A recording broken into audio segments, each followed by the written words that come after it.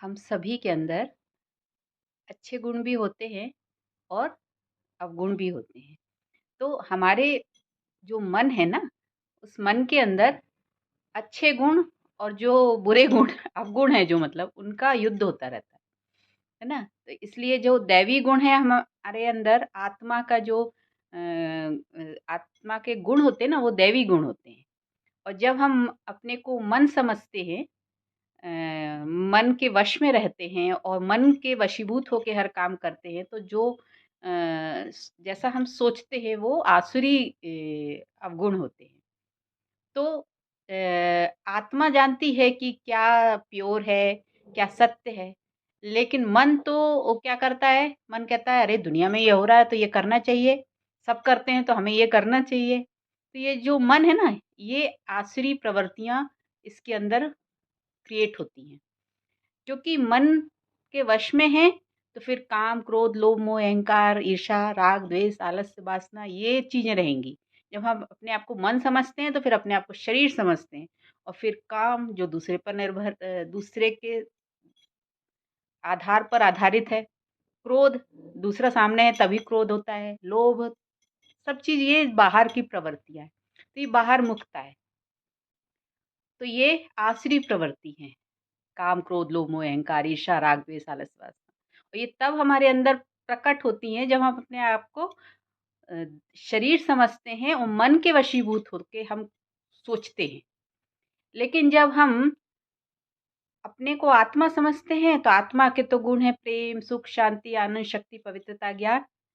तो इस आधार पर जब हम सोचते हैं तो हमारे अंदर दैवी गुण प्रकट होते हैं। वही कर्मों में आते हैं। तो ये जो हम विचार अंदर कर रहे होते हैं ना, तो ये दैवी गुणों के और आसुरी अवगुणों के युद्ध होता है। कहते हैं ना, एक मन कहता है ये सही है, एक मन कहता है ये गलत है। तो वास्तव में क्या है, आत्मा कह सत्य को और प्योरिटी को पहचानती है, लेकिन मन के वश में होके हम सब जो करते हैं, तो आसुरी अवगुणों का इस्तेमाल करके कर्म व्यवहार में आते हैं। तो ये युद्ध चलता रहता है। अच्छा, मन क्या है? यही हमारा सबसे बड़ा दोस्त भी बन सकता है और दुश्मन भी। जब हम इसको ज़्यादा वैल्यू देने लगते हैं, तो ये हम इसके गुलाम हो जाते हैं, तो ये हमारा दुश्मन बन जाता है। लेकिन हम इसको अनुशासित करते हैं। जैसे एक बच्चे को हम जब अनुशासित करते हैं, उसको अच्छी-अच्छी चीज़ें सिखाते हैं, तो फिर वो जैसे मन तो बच्चा है, मन बच्चा है तो उसकी माँ कौन है? आत्मा। तो आत्मा को सुकून मिलता है यदि मन सही काम करता है, दैवी गुणों के अनुसार चलता है।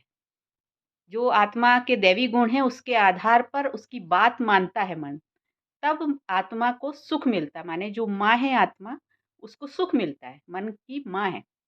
लेकिन मन जो है, यदि वो सब कुछ कर रहा है और आत्मा की कोई बात को नहीं मानता है, तो मन तो जो है, वो इंद्रियों के द्वारा बाहर संसार से जुड़ा हुआ है।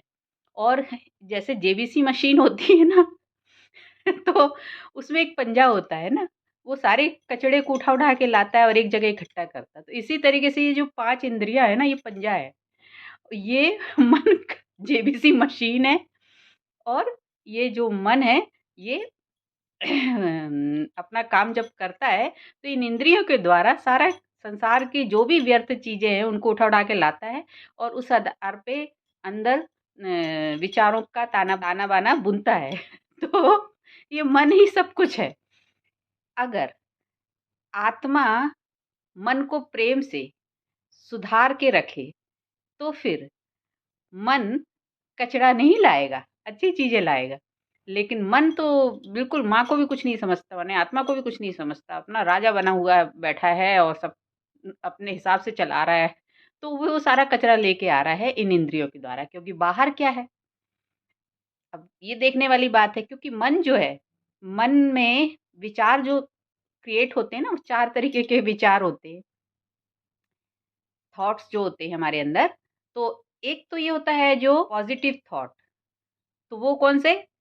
अगर मन जो है वो आत्मा की बात मानता है, आत्मा की आज्ञानुसार चलता है, तो वो प्रेम, सुख, शांति, आनंद, पवित्रता, शक्ति, ज्ञान इसके आधार पे विचार करता है। उसके हर विचार में प्रेम होगा, सुख होगा, शांति होगी, है ना? आनंद, शक्ति, पवित्रता, ज्ञान ये सब चीज़ होगी। तो फिर वो पॉजिटिव थॉट है। लेकिन अगर विचार में नेगेटिविटी है, माने कि मन का ज़्यादा असर है, आत्मा की नहीं चल रही इधर, तो मन क्या करता है? मन का तो स्वभाव है, इंद्रियों के द्वारा बाहर जो भी सब देख रहा है, जो भी उसके आधार पे चिंतन करता है, विचार करता है। तो काम, क्रोध, लोभ, मोह, अहंकार, ईर्ष्या, राग, द्वेष, आलस्य, वासना, इसके आधार पर विचारों को जन्म होता है, विचारों का जन्म होता है। मतलब विचारों में इन चीज़ों की उपस्थिति होती है। किसी को देखा ईर्ष्या हुई, कहीं देखा तो लोभ हुआ, कहीं मोह हुआ, कहीं क्रोध आया। तो ये आधार जो है विचारों का, वो क्या है? ये आसुरीय अवगुण है। तो ये नेगेटिव थॉट है। तो पॉजिटिव थॉट वो जो आत्मा के आधार पे प्रेम, सुख, शांति, आनंद, शक्ति, पवित्रता, ज्ञान, उसके आधार पे जो विचार क्रिएट हुए, तो वो पॉजिटिव थॉट है। और नेगेटिव थॉट ये है।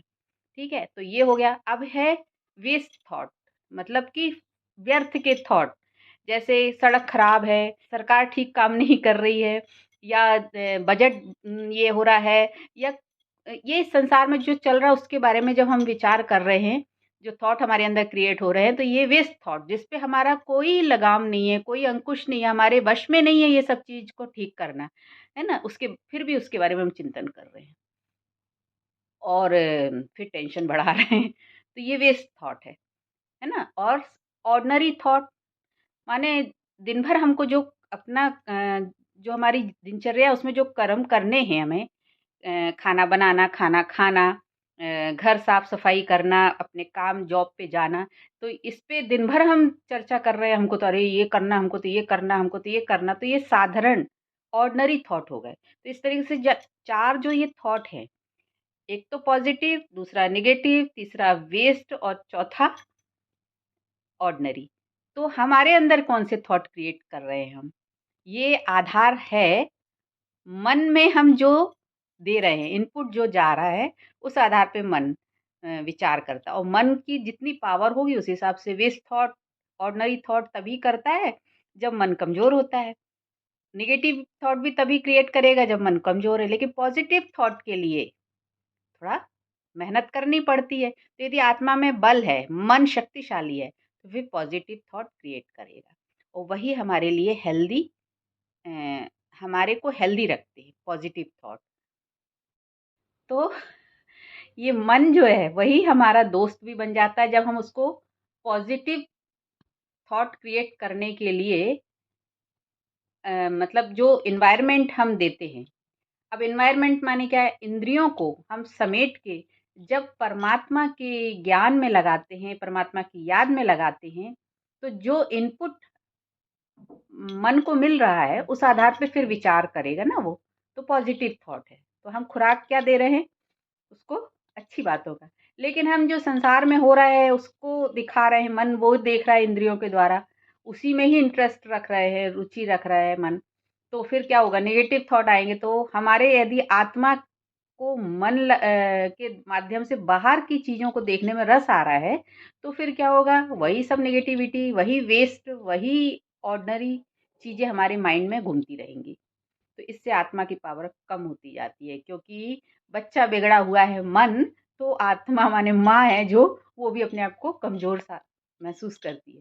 लेकिन मन यदि सुधरा होता है तो आत्मा अपने आप को शक्तिशाली महसूस करती है ना, सुख का अनुभव करती है। तो ये मन जो बच्चा है ना, इसको सुधारना बहुत ज़रूरी है। यही दोस्त भी है, यही दुश्मन भी है। हम आत्मा हैं और हम जब परमात्मा की पॉज़िटिव एनर्जी से जुड़ते हैं, पॉज़िटिव थॉट क्रिएट करते हैं, तो मन हमारा सुधर जाता है। लेकिन हम संसार की वेस्ट, नेगेटिविटी, ये वो सब में उलझे हुए हैं इन इंद्रियों के माध्यम से। तो फिर मन तो मन को बल मिल जाएगा, मन अपना मनमानी खूब करता रहेगा, लेकिन आत्मा फिर बेचारी क्या होगा? दुःख का अनुभव करती रहेगी। इसलिए मन को सुमन बनाना है। परमपिता परमात्मा कहते हैं मन को दबाना नहीं है, मन को सुधारना है, मन को सुमन बनाना है, उसका दमन नहीं करना है।